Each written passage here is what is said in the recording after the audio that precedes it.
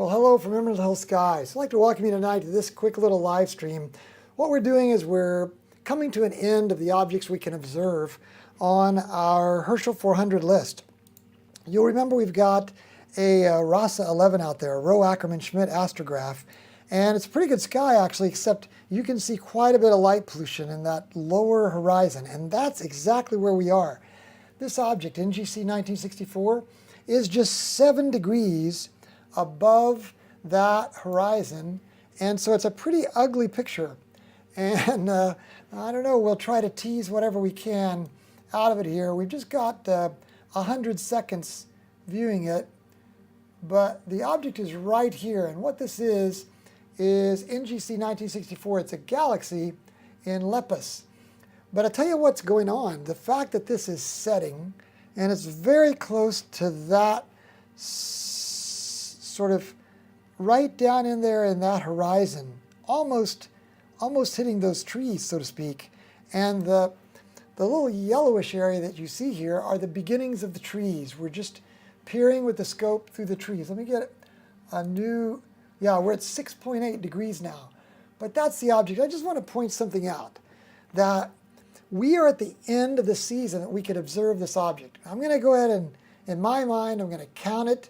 We know that this is the object. I'm going to go ahead and, in our tools here, do a plate solve only, just so that you can see that we are observing this tiny, tiny galaxy in Lepus. Let me go ahead and, yeah, we are plate solving here. Give it just a second, and then what we'll do as soon as it, yeah, right now we'll say deep sky image annotation, and it'll show us that is NGC 1964. It's just a terrible view of it. So let me get rid of the deep sky image annotation, and hopefully we'll come back to this again in a moment, and we'll at least be able to get a little nebulosity, but this greenish yellowish tint down here is the beginning of the treetops. But that's the object right there, and this is at 100% of our camera's ability. I want to show you what we're working with. This is our observing software, and you can see NGC 1964. These are the only objects left for us to observe in the Herschel 400 list. And what let's do is let's look at the yearly altitude for this particular object. You can see here that the blue line represents the object altitude. And here we are in, what is it, April 12th. So we're in the middle of April, and by now it's getting later into the night. We'll look at that in a second, but it shows you this time of year, this object's going to be right around 10% and lower, is what it's saying. Now let's go to the daily altitude. And this green line here represents our horizon. And this blue line represents the altitude of the object on this day, April 12th. So you can see it rose around 1 p.m. So most of this object's height in the sky, it gets up to about 30 degrees anyway. That's all the higher this object gets. Most of this object's life in the sky today, it actually happened while the sun was up. And when the sun finally did set around 9 o'clock, and it began to be dark enough to observe maybe around 9:15, 9:30-ish, this object was starting to set. So right now we are right here, and look, see this green line? This is where the object is hitting the horizon from our local observing area. And you can see it's at right now 6.3 degrees, and we're losing the object in the tree. So I'm going to grab a very poor picture of this just for the sake of being able to say that we've got it. And then let's go to someplace else just so our mount doesn't completely lose itself in the night. Let's go grab, what's a good target here? Has Venus already set? Let's see if Venus is already set. Let's go Venus. Oh, no, Venus is still right there, so we should be good for a while longer on Venus. So let's just put the telescope for a minute on Venus so that it's out of this, I'm going to stop our live stacking, so that it's out of this part of the night sky. And you'll be able to see that our sky cam will start slewing. And if we look at our scope cam, you'll be able to see it moving now to a different section of the sky. So what I'd like for us to look at is this observing software and how handy it is. We're just going to make a quick observation of this object. So we're going to say, see, observations, add an observation, and the session is right here on the 12th, and we're just going to say ugly picture of just the core of the spiral. We could only barely make out the spiral arms as a smudge of nebulosity because the object was so low on the horizon. And then we'll click that observe. That means we now have 3 objects left in the Herschel 400 list. Here's the problem. This object, now let's go to this yearly altitude planner. Let's go back to our screen. This object is NGC 1042. Look at this object's ability to be seen in this time of the year. Now down here at the bottom is the month.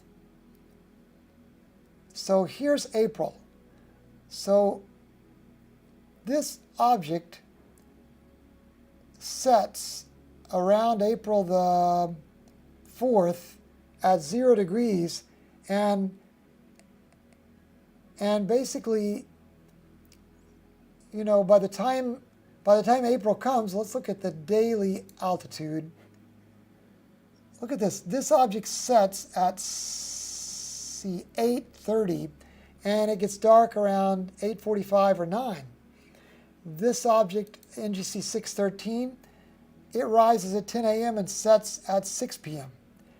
This object rises at 9 a.m. and sets at 7:30 p.m. So I know you're saying, well, how will you ever see these objects? It's just that at a different time of year. This object is going to be best observed starting around, I don't know, November-ish.